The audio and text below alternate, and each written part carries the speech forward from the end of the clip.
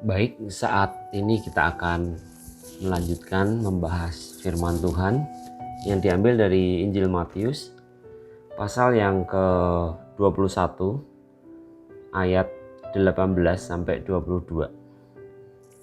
Yesus mengutuk pohon ara. Pada pagi-pagi hari dalam perjalanannya kembali ke kota, Yesus merasa lapar. Dekat jalan ia melihat pohon ara lalu pergi ke situ. Tetapi ia tidak mendapat apa-apa pada pohon itu selain daun-daun saja. Katanya kepada pohon itu, "Engkau tidak akan berbuah lagi selama-lamanya." Dan seketika itu juga keringlah pohon ara itu. Melihat kejadian itu, tercenganglah murid-muridnya, lalu berkata, "Bagaimana mungkin pohon ara itu sekonyong-konyong menjadi kering?" Yesus menjawab mereka, "Aku berkata kepadamu, sesungguhnya jika kamu percaya dan tidak bimbang, kamu bukan saja akan dapat berbuat apa yang kuperbuat dengan pohon ara itu, tetapi juga jikalau kamu berkata kepada gunung ini, beranjaklah dan tercampaklah ke laut, hal itu akan terjadi. Dan apa saja yang kamu minta dalam doa, dengan penuh kepercayaan, kamu akan menerimanya." Mari kita mohon pimpinan Tuhan sebelum kita merenungkan bagian firman Tuhan ini. Kami butuh penyertaan Tuhan dan penyataanmu supaya kami bisa memahami perikop ini dengan lebih baik dan lalu kami bisa melakukan dalam hidup kami dengan setia. Sehingga hidup kami boleh semakin mempermuliakan dan menyukakan hati Tuhan dan kami pun boleh diubah seperti yang Tuhan mau. Kami boleh menjadi serupa dengan Kristus dan mengerjakan isi hati Tuhan, menghadirkan kerajaan Allah dan kehendak Allah di dalam hidup kami melalui hidup kami. Berkati Tuhan penyampaian firman Tuhan pada saat ini. Di dalam nama Tuhan Yesus, amin. Bagian ini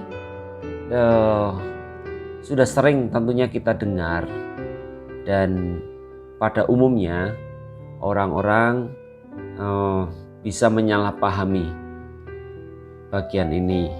Yang pertama, menyalahpahami Tuhan Yesus itu kalau lapar emosinan ya. Apa salahnya pohon ara tersebut? Karena toh di perikop paralel di kitab Markus, pohon ara tersebut masih belum musimnya berbuah. Jadi bisa ada petunjuk seolah-olah karena Tuhan Yesus lapar, terus ketemu pohon ara tersebut, ya hanya melihat daunnya tapi tidak menemukan buahnya, lalu Tuhan mengutuk. Ya. Judul yang diberikan oleh LAI adalah Tuhan Yesus mengutuk pohon ara tersebut. Nah, itu yang pertama, orang seringkali berpikir seperti itu bahwa Tuhan Yesus ketika lapar itu kok baperan gitu. Lalu ada yang kedua ya, yang sering kali kita lihat itu adalah ayat 21 dan ayat 22 itu dilepaskan dari konteksnya. Jadi ayat 21 dan 22 itu digunakan lepas dari konteksnya, dipakai oleh orang-orang tertentu, kelompok-kelompok Kristen tertentu untuk senjata doa mereka memaksa Tuhan memenuhi apapun yang menjadi keinginan mereka, apapun yang menjadi kehendak mereka. Jadi ayat ini dipakai untuk mengklaim apakah ini seperti yang benar-benar Tuhan mau, atau jangan sampai kita nanti juga ikut-ikutan menggunakan ayat ini. Jadi akhirnya meminta ini dan itu, bahkan seperti yang tersurat di sini, sepertinya kan sangat mustahil memerintahkan gunung itu pindah. Walaupun ada kisah-kisah tentang gereja sampah ya di Mesir di mana gunungnya itu berpindah oleh seorang yang bernama Simon. Namun kebenaran cerita tersebut masih perlu harus dipertanyakan. Walaupun ada kesaksian yang seperti itu dan karena kesaksian itu banyak iman orang dibangunkan, tetapi kita harus berhati-hati supaya kita tidak salah mengerti maksud dari Tuhan dan maksud dari Matius menuliskan bagian ini. Mari kita lihat terlebih dahulu konteksnya supaya kita bisa memahami hal ini dengan lebih tepat, lebih baik. Ya, apa benar Tuhan Yesus itu kalau lapar terus jadi baper ya? Tentu kita bisa memiliki asumsi yang lebih aman. Kita melihat Tuhan tidak akan seperti itu. Tetapi Tuhan menggunakan situasi yang ada pada waktu itu untuk memberikan pengajaran kepada murid-muridnya. Memang pengajarannya seolah-olah bagi kita yang apalagi orang-orang yang naturalis tentu akan menyayangkan, aduh sayang sekali pohon tersebut mati gara-gara Tuhan Yesus lapar. Bukan seperti itu ya. Saya yakin bahwa Tuhan Yesus memiliki banyak hal ya, memiliki pertimbangan yang lebih tinggi daripada pertimbangan kita. Jadi kita bisa melihat betapa Tuhan Yesus seringkali menggunakan perumpamaan yang ada di sekitarnya. Dia menggunakan apapun yang ada pada saat itu untuk pelayanan. Demikian juga ketika Tuhan Yesus melihat situasi ya, berada dalam posisi lapar dan ada pohon dan dia menghardik pohon itu, ya dikatakan oleh LAI mengutuk pohon itu, tentu ada tujuan teologisnya, ada tujuan di mana Tuhan Yesus ingin itu ada di dalam hati para murid. Jadi Tuhan Yesus seringkali menggunakan apa yang ada atau situasi yang ada pada saat itu untuk memberikan pengajaran. Termasuk ketika membuat mujizat memberi makan 5 roti 2 ikan, ya apa yang ada padamu, seperti itu. Ya perumpamaan-perumpamaan yang Tuhan pakai adalah perumpamaan-perumpamaan yang kesehari-harian. Ya ketika dia waktu dia kepadanya dibawa orang yang seorang wanita yang kedapatan berbuat zina, Tuhan menulis-nulis di atas tanah, ya seperti itu. Walaupun tidak diketahui apa yang Tuhan Yesus tulis, tetapi Tuhan menggunakan segala yang ada di sekelilingnya untuk memberikan satu pengajaran. Di sini kita bisa melihat pengajaran Tuhan Yesus atau perumpamaan yang seringkali dia katakan tidak diwujudkan dalam bentuk kisah, tetapi dalam satu tindakan, dalam satu peristiwa. Apa maknanya? Mari kita lihat terlebih dahulu. Apakah Matius secara sembarangan ya mengambil konteks ini lalu hanya ingin menyatakan bahwa Tuhan Yesus baper, Tuhan Yesus lapar terus jadi cranky gitu ya, jadi galak ya karena dia lapar. Apakah seperti itu? Tentu bukan ya. Jadi dengan pertimbangan tadi kita bisa melihat konteksnya itu adalah cara yang paling aman supaya kita tidak memperkosa ayat-ayat firman Tuhan untuk kebutuhan atau untuk keinginan kita sendiri. Tetapi kita benar-benar melihat bagaimana sebenarnya maksud dari Matius ya, yang diilhami oleh Roh Kudus untuk menuliskan bagian ini. Maksud Tuhan itu apa yang sesungguhnya untuk bisa kita pahami.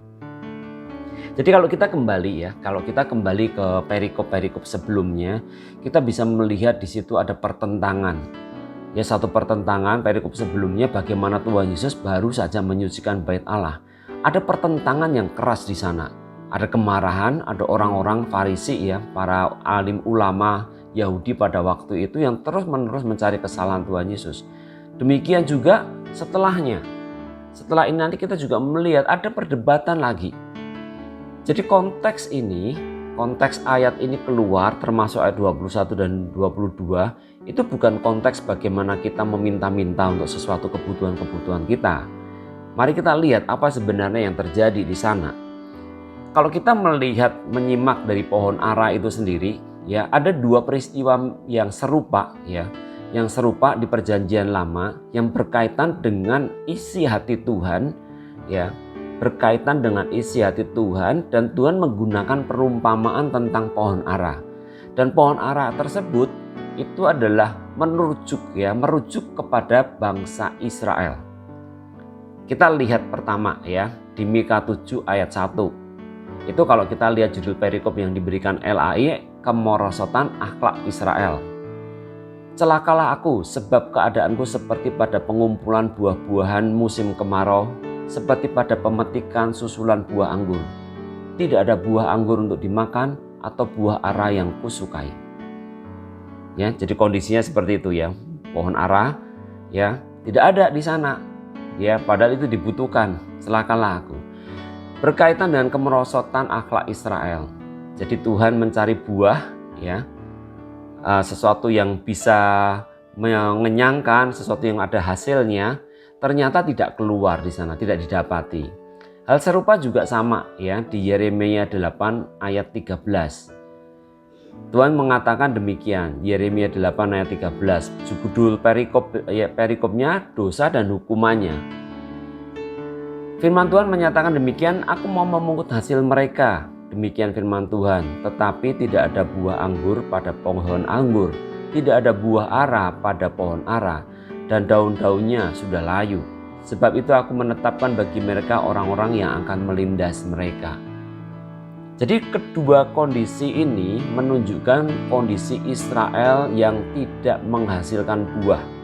Mereka yang salah ya, berada di luar rencana Allah dari karya keselamatan ya, bagaimana anugerah Tuhan diberikan kepada mereka supaya hidup mereka menghasilkan buah, yaitu menjadi terang bagi bangsa-bangsa, menjadi saluran berkat bagi bangsa-bangsa. Tetapi yang terjadi justru sebaliknya, tidak ada buah di sana. Hal yang serupa kalau kita kembali lagi ke Injil Matius tadi, kita juga bisa melihat betapa ahli-ahli Taurat, ya imam-imam kepala, orang Farisi, mereka adalah orang-orang yang memegang otoritas firman yang ada pada waktu itu. Mereka mengajar di bait Allah, mereka melakukan persembahan ini dan itu, dan mereka melakukan tata laksana, ya, mentaati Taurat sedemikian rupa. Namun apa yang dijumpai? Justru mereka memusuhi Tuhan begitu rupa. Lalu bagaimana kita mengaitkan hal ini? Bagaimana kita mengaitkan tentang pohon ara? Ya, apakah kita bisa serta-merta melihat bahwa Tuhan Yesus mengajarkan para muridnya untuk kuasa perkataan ya. Lalu para muridnya akan nanti bisa diajari untuk mengatai pada pohon ini, pohon itu ya. Membunuh pohon dengan cara seperti itu, atau langsung Tuhan Yesus mengajar supaya nanti gunung ini pindah ke sana, gunung itu pindah ke sana. Tidak ada catatan yang seperti itu, tidak ada ya. Jadi kita tidak bisa melihat dan tidak akan menemukan bagaimana para murid itu yang ada di Alkitab ya, yang tertulis di Alkitab, tidak ada. Jadi kita bisa mengambil satu kesimpulan bahwa Tuhan Yesus menggunakan peristiwa ini untuk satu ilustrasi dalam Kejadian. Untuk mengajarkan apa? Kalau kita perhatikan baik-baik ya, yang ditulis Tuhan Yesus itu bukan gunung ya, tentang gunung ini bukan ditulis sebagai, kalau bahasa Inggris ada definite artikelnya, bukan a mountain. Artinya dalam arti gunung dalam pengertian umum, tetapi the mountain atau this mountain, gunung ini ya. Jadi bukan sebuah gunung, tapi gunung ini. Gunung apakah itu? Ya, gunung apakah itu? Mari kita lihat ya, apa yang terjadi setelah dalam konteks ini. Kita bisa melihat bahwa bangsa Israel pada waktu itu seperti dibebani beban yang berat. Tuhan Yesus menghadapi gunung agamawi ya, gunung doktrin ya, gunung yang bisa dibilang gunung dalam tanda kutip gunung Taurat, di mana ahli-ahli Taurat, imam kepala ya, orang-orang Farisi itu menguasai, menjadi semacam halangan yang sangat besar di hadapan Tuhan ya. Dengan kuasa iman, gunung itu akan dicampakkan, dan itu nanti yang akan kita lihat bagaimana setelah Tuhan Yesus terangkat, dia mengirimkan Roh Kudusnya, para murid akhirnya memberitakan Injil sukacita yang adalah anugerah Tuhan, bukan karena melakukan Taurat, bukan karena harus menuruti syariat-syariat Taurat yang sedemikian detail, memelihara hari-hari, mempersembahkan ini dan itu, hari perayaan-perayaan, dan itu bukan. Tetapi keselamatan yang karena anugerah Tuhan. Itu gunung itu yang dicabut ya. Tentu bukan gunung secara fisik ya, karena tidak ada lagi catatan tentang itu, tentang pemindahan gunung dan sebagainya. Tetapi adalah satu pengajaran atau satu budaya kekristenan atau waktu itu budaya Yahudi yang dicabut ya. Dan itu akan dilakukan oleh para murid. Bagaimana akhirnya nanti kita bisa melihat catatan Petrus ya melayani Kornelius, bagaimana Paulus dipakai Tuhan untuk melayani bangsa-bangsa ya, orang-orang Yunani dan orang-orang non-Yahudi lainnya. Keselamatan yang benar-benar diberikan itu tidak lagi dibebani oleh berbagai macam gunung tadi. Sehingga adalah lebih bijak, adalah lebih tepat ketika kita melihat bagian ini ini adalah satu berita sukacita yang diberikan kepada kita semua sebagai orang-orang yang mengikut Dia, bahwa apapun kendala yang kita hadapi saat ini, mungkin kendala pelayanan, ya, mungkin kendala kebiasaan-kebiasaan atau budaya gereja tertentu, ya, di mana kita melayani harus seperti ini, harus seperti itu, atau apapun, atau kita sudah mendoakan orang tua kita sudah mendoakan mertua kita, atau mungkin mendoakan saudara kita, sahabat kita, tetapi ternyata mereka tetap tidak bisa, mereka tertutup hatinya. Firman Tuhan ini memberikan satu sukacita, pengharapan. Sebesar apapun mental block mereka, sebesar apapun ketertutupan pemikiran mereka, Tuhan bisa kalau kita dengan sungguh-sungguh, ya, kita sungguh-sungguh meminta dalam doa dengan penuh kepercayaan, Tuhan bisa menjawab. Tapi tujuannya bukan apa? Bukan untuk menyelesaikan masalah dunia ini, bukan untuk hal-hal yang fana. Tetapi kalau kita kembalikan konteks ini, Tuhan Yesus datang itu untuk menyelesaikan masalah dosa manusia. Dan manusia dalam keberdosaannya merasa akan lebih suci dan mencoba berusaha dengan usahanya sendiri dengan jubah-jubah agamanya. Dan itu dilakukan. Mereka tidak sedang melayani Allah, tapi mereka melayani agama. Dan menggunakan ayat-ayat yang Allah nyatakan sendiri, ya, untuk mereka melayani agama itu. Dan gunung itulah yang sedang dirobohkan Tuhan. Dan kita sebagai anak-anak Tuhan, kita juga diberikan hak yang sama.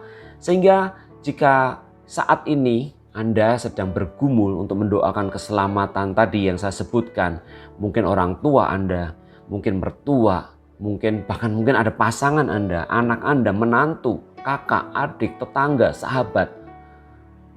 Jangan pernah menyerah. Karena apa? Janji Tuhan ini kita bisa sungguh-sungguh memohonkan karena ini isi hati Tuhan. Walaupun tampaknya mustahil, walaupun tampaknya sulit, Tuhan bisa. Orang sekeras Paulus pun yang sangat teliti memelihara Taurat karena dia orang Farisi yang benar-benar, ya, tidak bercacat melakukan itu pun bisa Tuhan ubahkan. Jadi ini menjadi kabar sukacita, bukan untuk supaya kita mendapatkan ini dan itu dari Tuhan, tetapi supaya kita bekerja sama dengan Tuhan, sama seperti yang sudah dilakukan oleh para rasul, ya, bekerja bersama dengan Tuhan walaupun mereka dianggap sesat. Walaupun banyak di antara mereka dikejar-kejar dan akhirnya banyak yang dibunuh, mati sebagai martir. Tetapi mereka sudah akhirnya Injil itu diberitakan sedemikian rupa sampai hari ini. Dan ini adalah sesuatu kabar sukacita untuk dunia yang semakin gelap, yang semakin di dalam dosa. Apakah kita berminat? Apakah kita masih bersukacita dan memiliki optimisme untuk itu? Jadi ini firman Tuhan yang dinyatakan, jangan sampai gini, kok itu sih? Nah, kalau kita merasa kecewa dengan ayat ini karena ternyata ujung-ujungnya ini adalah untuk berita keselamatan, anugerah Tuhan, ya kasih Tuhan yang luar biasa itu dinyatakan dengan penebusan Tuhan Yesus di kayu salib, sehingga kita tidak lagi leluasa menggunakan ayat ini untuk minta ini dan itu kepada Tuhan. Hati-hati.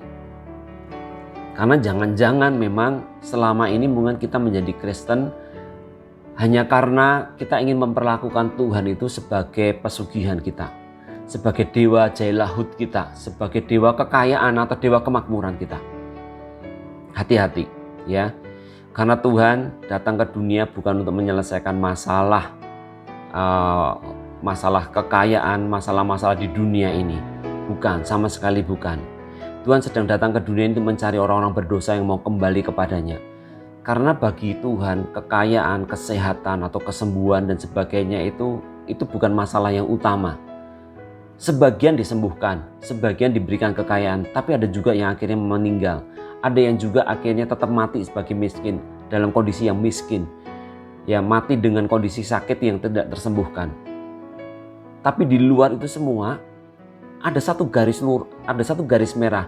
Mereka semua setia kepada Tuhan. Tidak melekat kepada ketiadaan atau ketidakberdayaan atau pada kematian, sakit penyakit, atau sebaliknya tidak melekat pada kekayaan, pada jabatan, apapun, ya.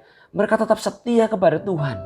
Itulah yang membedakan kekristenan yang sejati dengan kekristenan yang tadi memperlakukan Tuhan sebagai satu pesugihan, sebagai satu jin. Bukan, jadi kita lihat orang-orang yang sukses, Sadrak, Mesakh, Abednego, secara karir mereka luar biasa. Ya, mereka terpilih menjadi orang-orang yang harus ikut memerintah pada waktu itu. Tetapi ketika diperhadapkan untuk mereka menyembah patung, mereka tidak mau. Jadi hati mereka tidak melekat di sana. Kita juga dengar kisah Ayub. Ayub tidak melekat dengan kekayaannya, ya, dengan anak-anak, dengan keluarga, dengan semua miliknya, tidak melekat. Hatinya hanya melekat kepada Allah. Demikian juga para rasul. Dan bahkan kalau kita lihat contoh yang satu-satunya yang paling sempurna, Tuhan Yesus sendiri. Dia tidak melekat dengan kealahannya. Karena dia mau mentaati Tuhan, dia rela mengosongkan dirinya, mengambil rupa seorang hamba, mati dengan cara terkutuk, terhina, supaya bisa mendamaikan orang berdosa dengan Allah yang Maha Kudus. Ini kabar sukacita, inilah inti Injil. Jadi kembali ke ilustrasi tadi, peristiwa ini, Tuhan ingin mengajarkan. Tentu pada saat ini, pada waktu itu, murid-murid tidak menangkap sungguh-sungguh apa yang dimaksudkan oleh Tuhan. Karena seringkali murid-murid masih terus saja kepleset, ya, kita tahu ya. Mereka salah tafsir, ya. Mereka berpikir Tuhan mengatakan tentang A, mereka berpikir tentang B, ya. Karena apa? Karena mereka sudah terdistorsi, pikiran-pikiran mereka kan sudah, sebelum Tuhan Yesus memberikan pengajaran itu, mereka kan sudah terbawa pola pemikirannya, keagamaannya, pengenalannya akan Tuhan itu seperti yang para ahli Taurat ataupun orang Farisi, imam kepala itu ajarkan. Sehingga bisa dimaklumi, tetapi yang membedakan apa? Para murid ini akhirnya memutuskan untuk taat kepada Tuhan. Sehingga melalui hidup mereka, Injil Kerajaan Allah itu terus diberitakan. Sementara orang-orang Farisi, imam-imam kepala, mereka tetap saja melekat kepada keyakinan-keyakinan mereka sendiri. Sehingga ayat-ayat firman Tuhan mereka tafsirkan menurut apa yang mereka pandang baik. Jadi kita harus berhati-hati di sini supaya kita tidak terjebak ataupun menggunakan ayat ini untuk akhirnya menodong Tuhan, ya, memaksa Tuhan melakukan ini dan itu. Tetapi ini adalah ayat yang Tuhan berikan, satu janji yang Tuhan berikan, janji yang indah untuk membawa orang-orang yang ada di sekeliling kita supaya Tuhan melawat hidup mereka. Mereka melihat kasih Tuhan, karya Tuhan yang ajaib itu.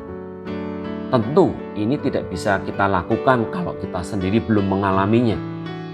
Itulah sebabnya, jadi pada saat ini izinkan saya untuk mengajak Anda semua untuk merenungkan sudah sampai sejauh mana saya mengasihi Tuhan.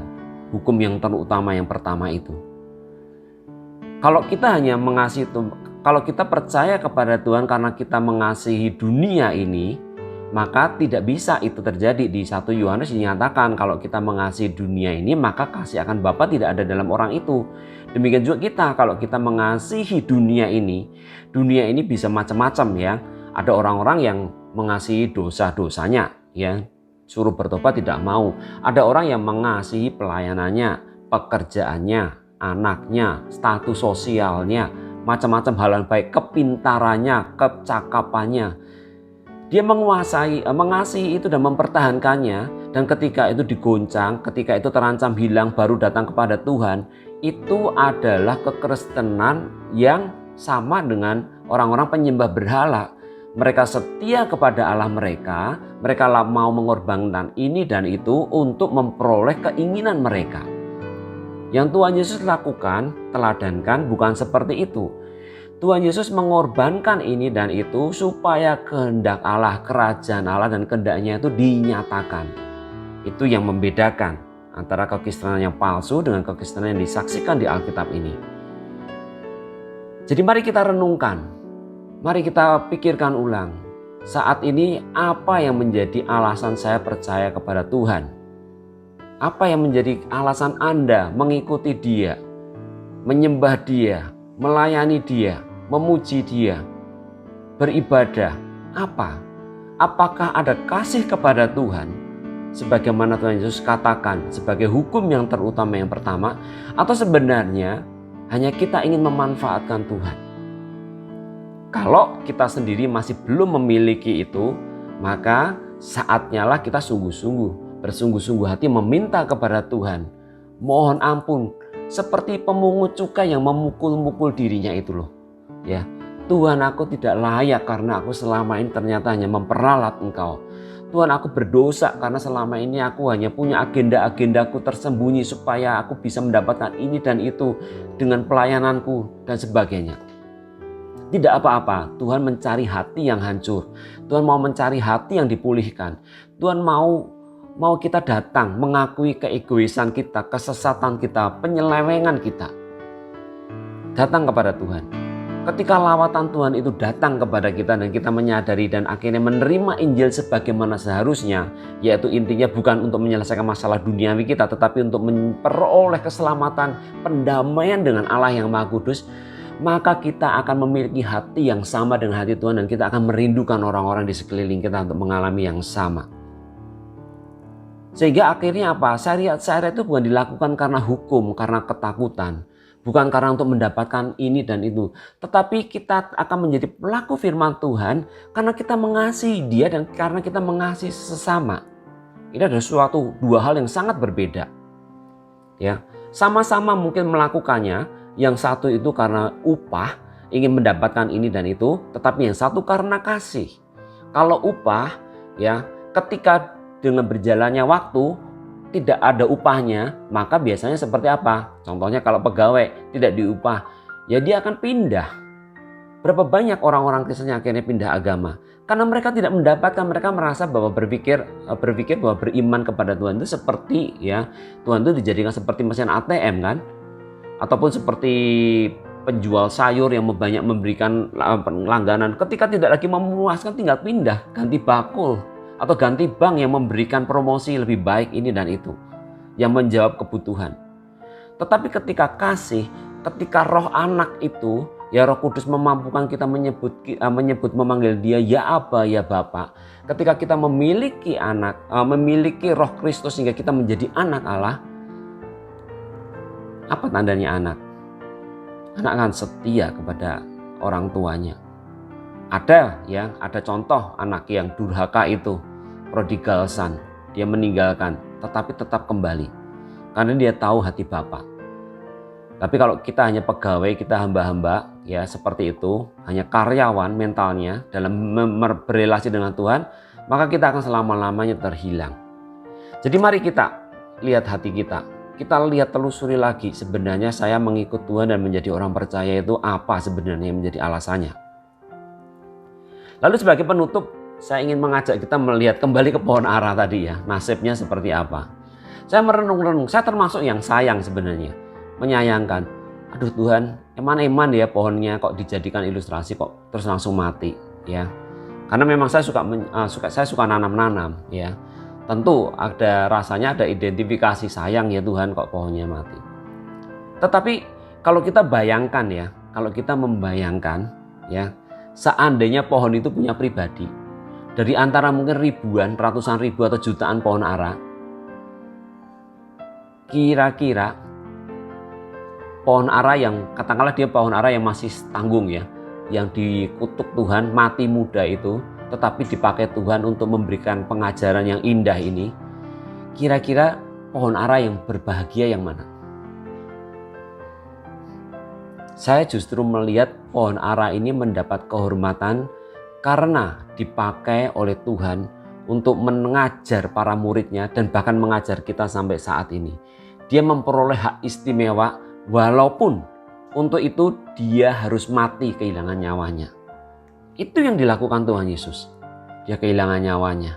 Itu yang dilakukan para murid. Mereka kehilangan nyawanya. Itu yang dilakukan para martir sepanjang zaman. Mereka terpotong begitu rupa. Dan itu adalah satu hak istimewa. Karena apa? Boleh mati karena menuruti kehendak Tuhan. Bukan mematikan orang lain. Ya, mati bagi diri sendiri dan mati bagi kerajaan Allah. Mati supaya kerajaan Allah, cinta kasih Allah itu boleh dirasakan oleh orang lain. Jadi kita bisa melihat, saya ketika memikirkan ini, iya pohon ara ini sangat bersyukur. Sama seperti kira-kira Stefanus ya, baru memulai pelayanannya, orang-orang melempari dia dengan batu. Dan dia mati pada waktu itu. Beda dengan Petrus ya, Petrus pelayanannya panjang, ketika dia berkhotbah, ya ada 3.000 orang bertobat. Stefanus berkhotbah, 3.000 batu yang datang kepada dia. Tetapi di hadapan Tuhan, sungguh menggentarkan hati. Allah pencipta semesta alam itu bangkit berdiri untuk menyambut kedatangan Stefanus. Ini langsung mengubahkan pemikiran saya. Iya, pohon ara itu bukan pohon yang malang. Ya, dia menjadi satu ilustrasi kehidupan. Betapa besarnya kasih Tuhan, ya, betapa besarnya kuasa yang akan diberikan kepada orang-orang yang bersama-sama dengan dia untuk akhirnya mematahkan segala ikatan dosa, segala ikatan agamawi, budaya-budaya agamawi yang membutakan, yang membelenggu, yang membebani banyak orang-orang, yang menimbulkan banyak rasa bersalah. Ketika berita Injil ini dinyatakan, itu akan memberikan kelegaan yang besar. Karena orang tidak lagi berusaha. Diselamatkan itu bukan menjadi lagi usaha, ya, atas hikmatnya sendiri, ketaatannya, tetapi karena percaya pada karya Allah yang sudah sempurna dilakukan dalam Tuhan Yesus. Dan karya yang begitu besar, kasih yang begitu nyata ditunjukkan itu, itulah yang membuat orang memiliki kekuatan untuk membalas cinta kasih Tuhan dengan mengasihi sesamanya. Mari kita datang kepada Tuhan, kita akui kesalahan-kesalahan kita bawa kondisi kita. Kalau firman Tuhan ini ternyata menyatakan kesesatan ataupun penyelewengan kita, biarlah ini menjadi satu berita sukacita karena pada saat ini Tuhan ingin kita mengerti dan mengikuti Dia dengan cara yang benar. Supaya Dia yang menjadi Tuhan dan kita yang menjadi orang-orang suruhannya, menjadi jongos-jongosnya, menjadi hamba-hambanya, yang menghadirkan, mengupayakan, merindukan hadirnya kerajaan Allah dalam hidup kita dan hidup orang-orang di sekeliling kita. Mari kita datang kepada Tuhan. Terima kasih karena firman-Mu sungguh indah. Terima kasih Tuhan karena Engkau memberi kesempatan yang begitu rupa kepada kami semua untuk mendandani hati, untuk mengevaluasi hidup kami. Apakah selama ini sebenarnya kami sungguh-sungguh sudah menempatkan Engkau sebagai Tuhan dan Juru Selamat dalam hidup kami? Kami bersyukur melalui peristiwa yang ada, bagaimana Engkau mengutuk pohon ara tersebut. Kami bisa belajar banyak untuk melihat siapa kami di hadapan Tuhan. Dan bagaimana ada satu kesempatan, satu hak istimewa untuk kami bersama-sama dengan Tuhan memindahkan gunung-gunung. Orang-orang yang selama ini terbelenggu oleh pemikiran-pemikiran ataupun kebiasaan ataupun budaya-budaya agama yang membuat mereka hidupnya berbeban berat. Karena harus melakukan ini dan itu untuk mendapatkan keselamatan. Terima kasih Tuhan, mulailah dari diri kami terlebih dahulu. Supaya kami memiliki iman yang benar. Supaya kami memiliki motivasi yang benar mengapa kami mau mengikut Engkau. Mengapa kami mau diselamatkan. Bukan untuk kami mendapatkan ini dan itu dari-Mu di dunia ini Tuhan. Melainkan supaya kami didamaikan dengan Engkau sendiri. Tuhan tolong setiap kami. Supaya melalui renungan ini kami boleh kembali datang kepada Tuhan. Dan setelah itu kami boleh bersukacita karena Engkau memberikan janji yang indah untuk membawa banyak orang Tuhan kembali kepadamu dengan motivasi yang benar. Engkau datang bukan untuk menawarkan ini dan itu, sebagaimana mungkin sudah begitu jamak kami dengarkan saat ini. Engkau datang untuk mencari orang-orang yang terhilang. Dan ketika Engkau datang, Engkau membawa berita salib itu di depan. Menawarkan harga yang harus dibayar itu di depan. Bukan mengiming-imingi berkat-berkat. Bukan. Ajar kami untuk melihat dan mengikuti cara-Mu membawa keselamatan. Cara-Mu mendamaikan manusia-manusia berdosa dengan Bapa di surga. Bukan dengan memberikan atau mengiming-imingi ini dan itu. Melainkan justru menantang mereka untuk mati bagi diri mereka sendiri. Menyangkal diri mereka, memikul salib mereka dan mengikut Engkau. Mengikut jalan yang sempit itu, tetapi membawa kepada keselamatan, yaitu perjumpaan dengan Engkau sendiri, satu-satunya Allah yang benar.